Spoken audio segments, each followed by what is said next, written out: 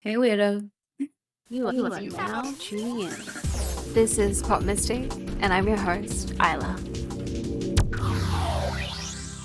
Welcome back to another episode of Pop Mystic. This is the look that I ended up with after my Get Ready With Me. If you haven't caught episode 1, feel free to head to that after this. But there is no true order in this podcast, so wherever you land is where you're meant to land, and whatever resonates. What do the internet tarot readers say? Take what resonates and leave the rest. And I thought I'd change scenery a little bit because I was on the floor for the first two, and I thought this is the chair that I sat in pretty much every episode of season 1 of Pop Mystic. This is also the chair that's held me through many transformations and held me through taking in truths and integrating my own truth. And this is a chair that's been very safe for me to listen to my intuition when it was inconvenient. And that is the topic of this episode. Welcome to Intuition, the Inconvenient Truth. If that phrase, the inconvenient truth, rings a bell to you, it's the title of a documentary that was created by Al Gore, who was a presidential candidate or a vice presidential candidate. I didn't do too much research on Al Gore because that's not what this is about. Yeah, it was a documentary that came out in 2006 about climate change and what was happening to our planet.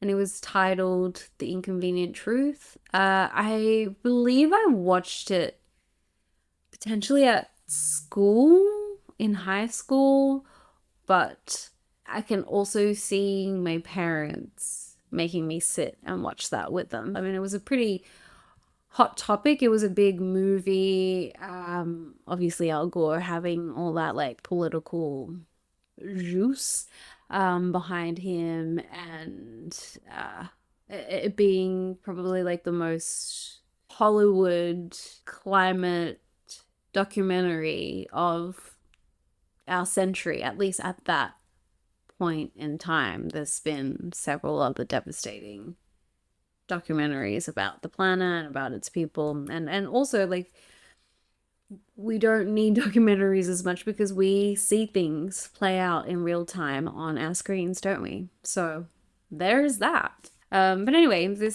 the reason why I bring this up is purely because I decided to title this episode Intuition, the Inconvenient Truth. Because yeah, climate change, I mean, let's take that as an example.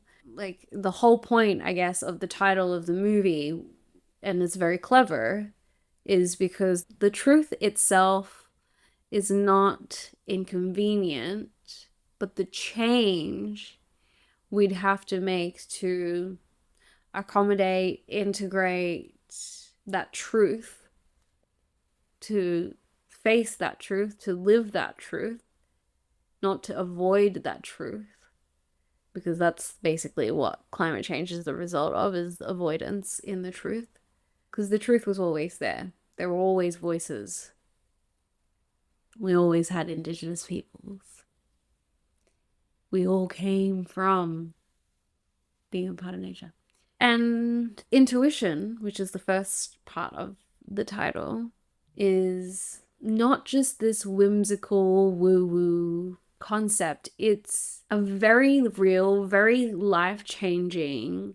It's not all angel numbers and signs from the universe and ladybugs and synchronicities. It's also, intuition is also very natural and very, very ordinary. And I guess how these two things connect is that intuition is quite often what brings us to what we may perceive as inconvenient, but in a very meta way, I guess. I wanted it to relate to that particular pop culture moment, because that movie did inform, for example, my parents' generation of how dire the situation was. The generation that was raised on, yeah, really the golden eras of film, television, music, and entertainment. The generation, turns out, that was hoodwinked and manipulated through the media and big entertainment into this state of consumption. And their parents' generation that really exacerbated that really encouraged that. Because we've had semblances of computers since the world wars, and the internet has technically really been around since what, 50s or 60s. It was something that was used academically, and then it was hijacked by the US military complex, and then of course it became for commercial use. Whether as humanity we were ready to have that on a mass scale, the jury's out on that one. The jury's out on that one. And the same, in my opinion, with AI, although I see a lot of beautiful potential with AI. I'm not going to lie. I'm not completely against it, but I am completely against the destruction of the planet for it. I wish there was cleverer solutions, and I am very concerned that AI can't figure out how better to power itself rather than destroy its own basically habitat. Like it all it can do is consume the planet in the end if we continue to use AI and have data centers in the way that we have. Like that's all it's going to end up doing is consuming, which makes sense because it is like it's made in our image, it's made in our intelligence, and our intelligence, to sort of tie it back to the topic of climate change and the inconvenient truth. The inconvenient truth is that humans, if we look at it from a big picture point of view, we are a disease on the planet. Like we are consuming the planet to the point of our own extinction. Like that's on the timeline. Like we have weird random statistics and figures coming out now. Like for example, Japan, which is where I come from, we have this, like, I think it's, what is it, 600 years or 700 years from now, there will be no, if we keep going, there'll be no children in Japan. If the birth rates keep dropping and if we just keep having aging populations. I almost went into my AI rant. I'm going to put pins in that. But, you know, all of those things, I mean, it's all intersectional, baby. Over here, we practice intersectional feminism. I'm not, I mean, I am a feminist, but I'm not really, again, also not super into, as Bob Marley might say, like, I'm sick and tired of the ism schism. There is a schism, a chasm that opens up with these isms, you know? We have a lot of isms that are running the world that is actually responsible for the inconvenient truth of the fact that we are a disease on the planet. And artificial intelligence is made in our image. So of course it's going to consume and destroy and be a disease to our planet as well. It's really funny, like, when we think about like how we're made in God's image. If we're made in God's image, well, destructive, huh? And that's why I, of course, believe in spirits and the higher power. I believe in gods, and I invoke deities every now and then. I'm very choosy and as far as working with deities. Also because like Shintoism has many, Buddhism has many. Those are like my cultural spiritual lineages.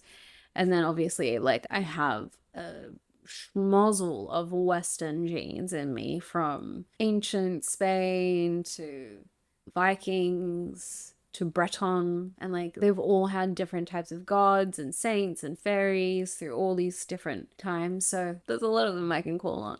But most of all, I feel that like I get to connect with them through my actions. I guess I believe in my intuition, and my intuition I look at it as a pipeline between my spirit, my connection to the world beyond what I can see and touch, the world that I can only sense and feel and dream.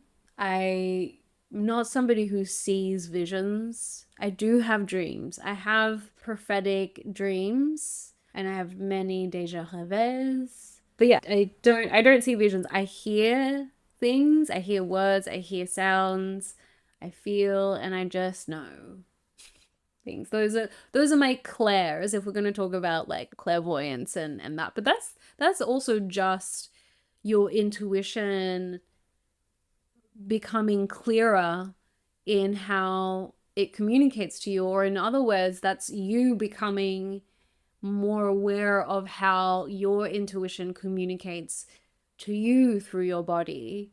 And I'm not a very visual person per se. If I do my representational systems test, which is like a question and answer test that helps you analyze how your mind likes to take in information primarily. We all take it in through all of our senses, but we have primary senses. My primary sense is auditory and then kinesthetic, and my visual sense is the lowest in score. In other words, like I understand things through like words, vibration, and like experience, so touching and feeling. Like I need feelings. I need feelings, and then I need to be able to think about my feelings. And then if there's like visuals that comes along with it, sure, that can kind of help me a little bit. But what helps me the most is the vibrations, the vibes and the feelings and the experience. But where was I going with that? But yeah, I'm not a very visual person, so I think that's also part of reason why I'm probably not like having I'm so Raven vision moments. And I'm not too mad about that, you know, that's fine. We all have different things. I'm busy too. Like I don't want to be seeing flashes of like other people's things. When it's like sounds and words, it's a little bit easier to ignore. And you know, technically that's me ignoring my intuition, but it's also sometimes me realizing that, oh, I don't actually have my shield up, you know, because I don't really need to be like an open channel walking through a crowded space. And that's part of the reason why it can be really hard for me to be in like crowded spaces. I'm introverted, therefore that makes it hard for me in crowded spaces. But also like being able to hear people's things, that's and feeling, or yeah, the weird feelings, pangs that you get in a crowd when you're not ready or when you're really tired. Like I'm out. Anyway, more than anything, I believe in my intuition. And I know intuition isn't this fluffy, whimsical thing, because a lot of the times it brings truths that cause a level of inconvenience to me. Like, technically, our intuition is constantly leading us towards the better path, our highest good, what aligns with what we truly desire and value and believe in. But also, we live in a world that works so hard for us to not hear the voice of our intuition, not feel our intuition, not see our intuition. We live in a world that advocates and advertises against tapping into our intuition, that wants us to be influenced by anything but intuition, because we live in this world that pushes against and tries to drown out the voice of our intuition.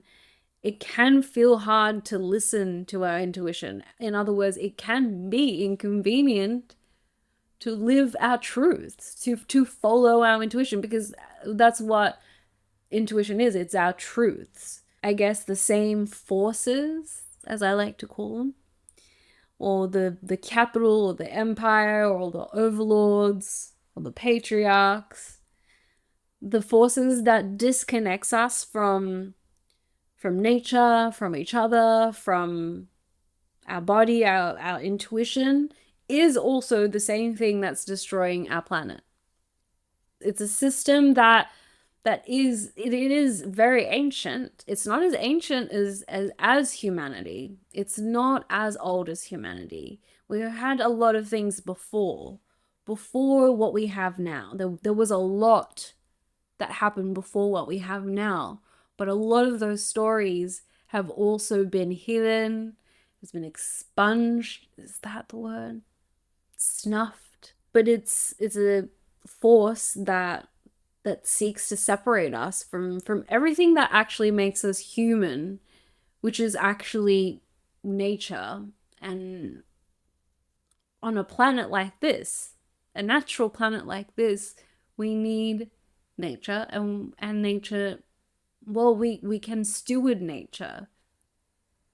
You know, if we can do that, if we can live in harmony, then we would continue. But like I said, we are a bit of a disease. We have ego, or some people might say it's aliens. The Scientologists would say it's the reptilian brain. Some religious people might say it's demons. But a lot of religious people also deny climate change, so I don't know. This modernization, it all kind of technology and how that's been utilized for the profit of a few, for this profit over people, profit over planet model. Something's fishy there. And historically, for humans, I think I spoke about this in last episode as well, like we evolved to become herd creatures, right? Like historically, belonging has increased our survival rate. So we evolved to belong together, to seek harmony. And our ancestors knew that if we sought harmony and found safety and abundance amongst what we already had in nature, in the stars, in the sun and the moon, in the planet, we would be safe. We would be held. Of course, death is a factor. Creation and destruction is a part of nature. It's a part of this universe. I don't know about the other universes, but creation and destruction is definitely a part of this universe. And it is a part of the different realms and dimensions that we might be dealing with as well. There is a universal balance that comes from having both creation and destruction. Our ancestors naturally organize themselves like animals, right? Like by age and sure, strength and perhaps size, but not that, you know, that's, by the way, not necessarily about gender. If we look into the animal kingdom, we know the animals be very gay. Yeah, we naturally organized ourselves regardless of gender or who we chose to sleep it with. We just organize ourselves in a intuitive, logical manner for the environments that we were in. And we know for a fact also, like, I'm just gonna mention while we're here, I know this is another sidebar, like, you come to Pop Mystic, there's going to be like so many sidebars to one story. It's actually a technique, and you'll realize that I actually end up telling all the ends of the stories by the end.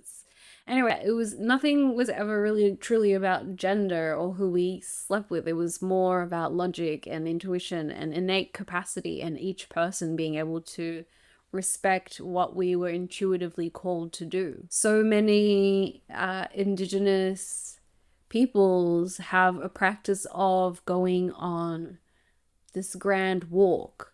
The Australian Aboriginal people, our Indigenous people, do have this practice of walkabouts.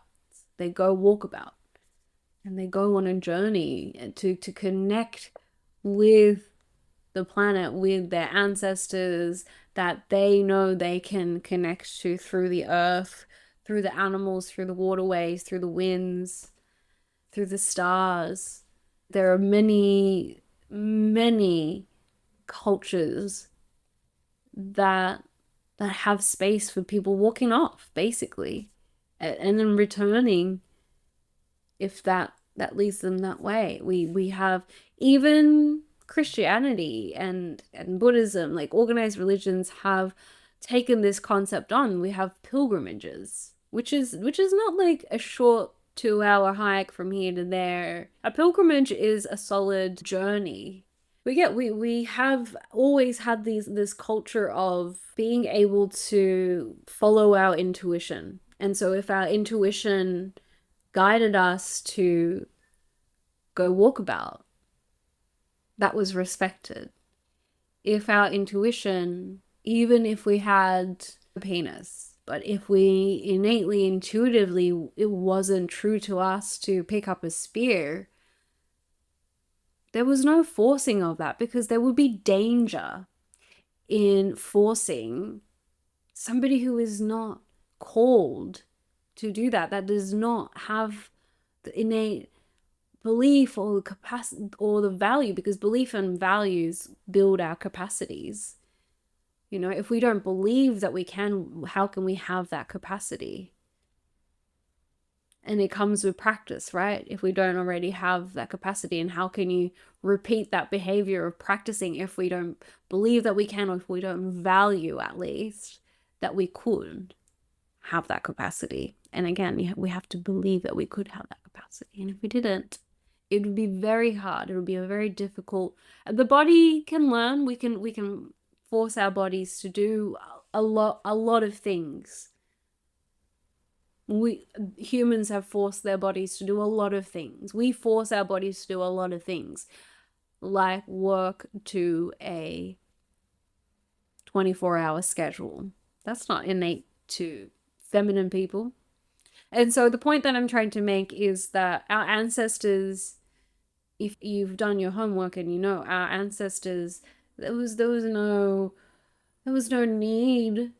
I don't want to say this in a way that can like get clipped and misconstrued. Even though I don't think anybody's clipping Pop Mystic just yet, but I don't know how to say this eloquently, so I'm just gonna say it. There was no need for things like women's rights and queer rights or human rights with our ancestors. I'm talking thousands and thousands of years ago now. This is before Jesus, way before Jesus, before Christianity, before the religions, before Rome, way before that. We know, it's in history, we know that our ancestors didn't need those things yet. There were two-spirited people. There were trans people. There were shield maidens, for God's sakes. My ancestors had shield maidens. I mean, for that matter, like, okay, I'll give this to the Romans. At the point of Rome, women could still own property and have some power. So, you know, it was never about gender until patriarchy and this puritanism that's come out of organized religion, which also, I mean, organisms, because we are social creatures. So I understand the influence that numbers have. But somewhere along the line in the history of humanity, we started to punish being intuitive, or we started to be punished for being intuitive, because I mean that's what happened in Rome. Again, I'm not going to go into that rant, but that's what happened there. Like, intuition started to be policed. Practices that helped us stay connected to intuition, which basically means stay connected to nature, to each other, to other people on a human level, to the cosmos, to the worlds beyond what we could see and hear. Yeah, that's when, for the Western society, that's when being intuitive started being punished, from where I'm standing, from where I'm understanding. And nowadays, being intuitive is still punished. Being strategic and calculated and fast and being a force of nature. Nature doesn't force. It doesn't. Nature responds. Nature expands and constricts. Nature creates and destroys. But it's not a force. It's not like a workforce. And duh, because we're under patriarchy. And so patriarchy, I guess, is this toxic version of hyper masculinity. I'm using all the buzzwords. If our the rules of the game that we're playing by in this real life Monopoly, this is why I don't play Monopoly. It's too fucking real, man. Like we already are, we're living in it. But when we have a world that is running based on the rules of the patriarch, which is, when I say matriarchy, it doesn't mean female supremacy, but patriarchy is male, and in that straight male supremacy. Capitalism is a combination of that and, at this point, white supremacy, in my opinion. This is all my opinion. Let's put that disclaimer there, so I don't know, people don't come for me. I don't know. I'm just a girl. I'm just a weird girl. But yeah, it makes sense that intuition and feeling and art and expression and those things are punished in a patriarchal world, because those are innate powers of the feminine, and it's not limited to women or females. People assign female at birth. We all have an inner feminine and inner masculine. And under matriarchy in the past, we were able to honor that.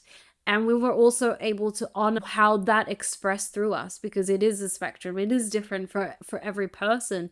And our ancestors were able to understand that there was some of us that did think, and again, regardless of gender, some of us think more logically, and some of us think more, well, we do less thinking, we do more feeling and intuiting. And we need both. We need both, because we need an active force, a passive force, and then a neutral space to hold to create something. Yes, I'm talking about the sperm, the ovum, and the womb as an example. Like we can't just have activity and nothing else. That would burn us out, right? That would burn the energy out. That would, yeah, or before it burns the energy out, it will burn the planet up. If we were just constantly active, we need passive forces. And we also need a neutral space where we can have both. And so, of course, strategy and calculation and speed and action is revered to be the standard of success, standard of worthiness under patriarchy. But the truth is, we all are capable of logic, of course. We're all capable, anything you can do, I can do the same. When it comes to the feminine and the masculine, we just like some of us like to say tomato and other people say tomato. Like some of us like tomatoes and other people don't like tomatoes. Some of us are better at calculation, while others are better at crafty creations. This is turning into a musical.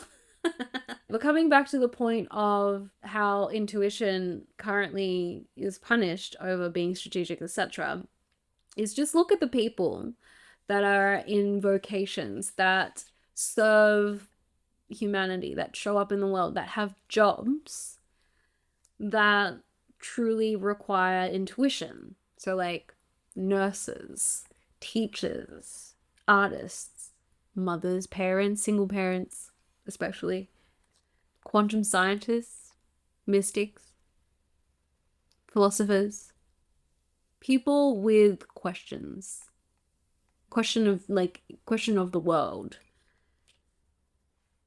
Those people are punished. Students,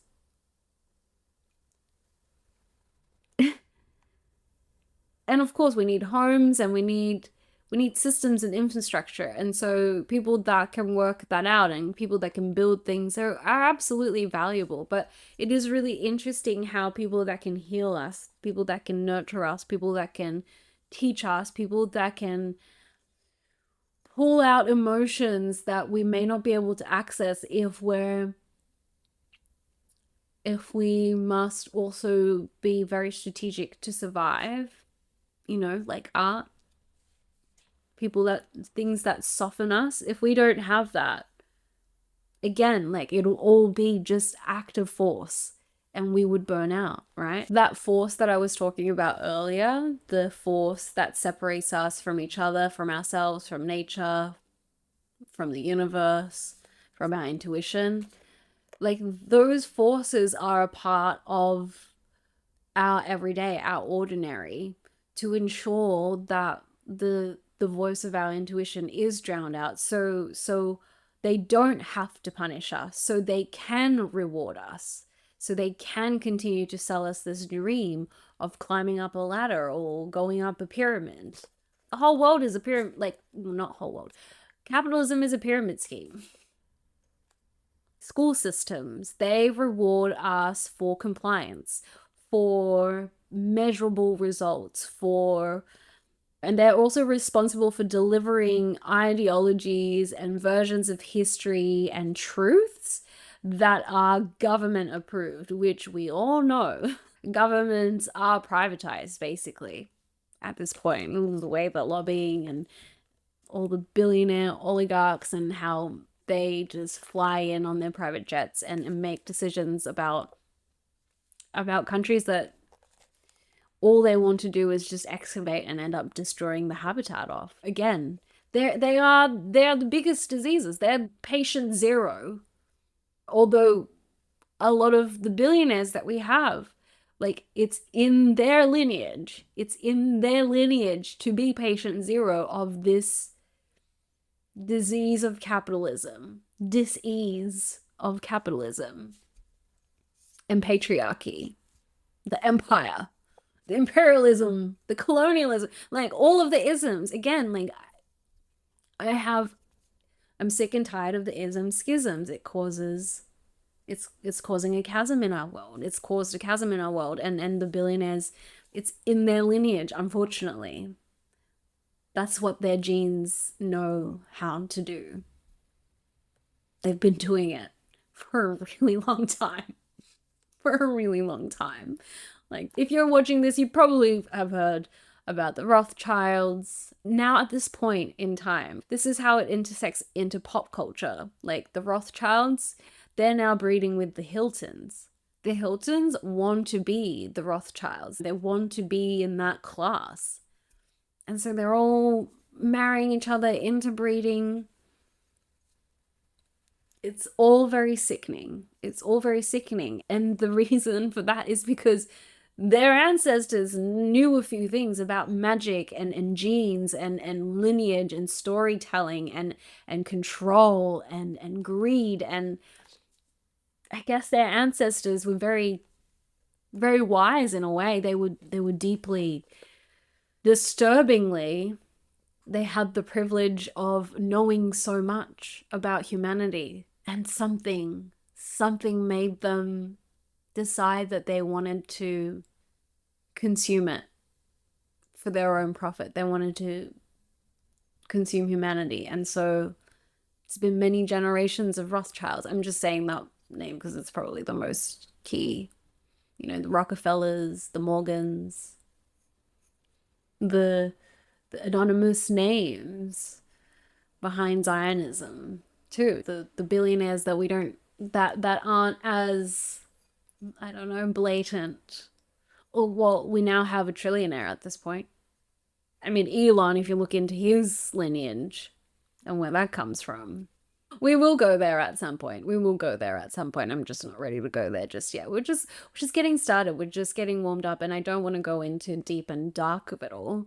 So yeah, from the schooling, like, we are taught that it's better to be correct than to do what feels right for us. It benefits us to follow rules and to be productive, to be efficient, to be able to produce measurable results. That we're taught that from a very young age. And I don't know outside of Asia how it works, but I know this is a common format in Asia. Like, I started going to preschool when I was 2, but it was kind of part-time. And then I started schooling like at 3. And technically, like, our brains, like, our most impressionable ages are up to, I believe, 9 years old. And so already quite like a huge bulk of my most impressionable years I was spending in schooling. And personally, like, from my own schooling experience, I remember faking being sick a lot in the first couple of years in primary school. Kindergarten was fun. It was a lot of singing and playing pretend and crafts and, swimming and things like that. But primary school, the first couple of years, I faked being sick, and I got really good at fake being sick because, well, as my parents like to tell me, I was such an actress. And by that time, I had taken on that feedback that I was such an actress to actually then make it my vocation. I was really like putting my acting chops to test. Like, the school nurse was always convinced, but I don't know, maybe she wasn't convinced. Maybe she recognized that I was a little bit different and I wasn't managing in the environment that I was in. And then when I got to the workforce, again, there's that word again, force, I was never going to go into like a regular 9-to-5 job. I knew that. This is one of my origin stories that I will tell another time, but I almost basically became a pop star when I was 16. And so like I was already in my teenhood not expecting to go into a regular job. But because I gave up on that dream at 16 as well, I then had to sort of pivot to thinking how I was going to manage. And I was going to go into the fashion industry, become a publicist. Anyway, I'll tell you that story another time. But basically, by the time I was 21, and really even then, like, I burnt out at 21 and became freelance. And then I burnt out some more for like the following couple of years as a freelancer, because it doesn't matter if you're freelancing or if you're working for somebody under capitalism. Like, if you don't know what you're doing, and if you don't have the privilege to know what you're doing or to be financially supported while you figure out what you're doing, and you just have to keep going and pay the rent in one of the most expensive cities in the world, which is Sydney, hello, you get bound by these keywords of being measured by productivity, efficiency, profitability, individuality, and hyper independence. Like, the market needs consumption and growth, so you need to be productive and efficient and create better profit. Just like media needs attention, so you must be consistent, and to be consistent we must hustle. These are all incentives and influences for us to not listen to our intuition, because if we listen to our intuition, we would have to stop. We would have to stop working like this. We would all have to stop. We do all have to stop. But we can't all stop at once as well, because we've made our bed now, humanity. We've made our bed now. We've made our bed. So we got to figure out how to get around it. And the only way, well, there's no way of getting around it. There is only going through it. Just like breakups, just like trauma healing, just like inner child stuff, just like creating a podcast by yourself. You have to go through it. You can't get around it or get over it. But yeah, we have to come back to our intuition if we want to somehow steward our planet out of climate crisis. If we're going to go back to the inconvenient truth, if we are to steward our planet, our humanities out of the prying hands of capitalism and patriarchy, then we must come back to our truth. And when we do, when we come back to our truth, that is us connecting to our intuition. The noise is only going to get louder. The ads, politics, all of these mediums, these medias of fear mongering, what it does is that fear triggers a sense of survival. And because we associate a sense of safety and survival with belonging, it, I guess, like the noise tries to tell us that it's safer to belong to a hive mind, to what the rules say is safe and right and correct, what the books, the Bible, the law says is right and correct, because we were taught that through school, and we've been awarded for being good little children, good little working bees through school, through our workforce. And so it's influenced our ordinary day-to-day so much that hearing the noise has become this ordinary thing. The more is better noise, the unlimited growth is good noise, which is unnatural. Unlimited growth is unnatural. At winter, trees shed its leaves, and the trees that don't shed its leaves at winter, it sheds its leaves and it sheds itself and destroys its current form in some way, shape, or form at another time when it's intuitively right, in harmony with the nature around them. This noise about productivity is worth, this worldview, what the worldview tells us, is simply just to keep us disconnected and distracted and diseased.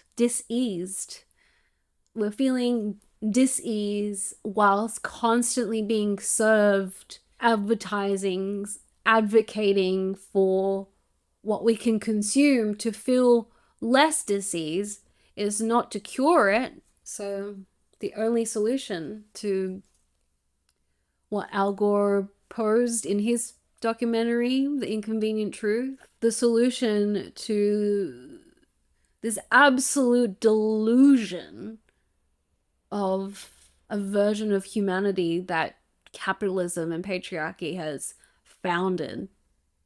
Don't know how and where and exactly why we started to choose that. Maybe we had to fuck around and find out as humanity. I mean, it makes sense, right? Like, we take universal balance. So if the pendulum swings to matriarchy, like, makes sense that collectively we do swing to patriarchy.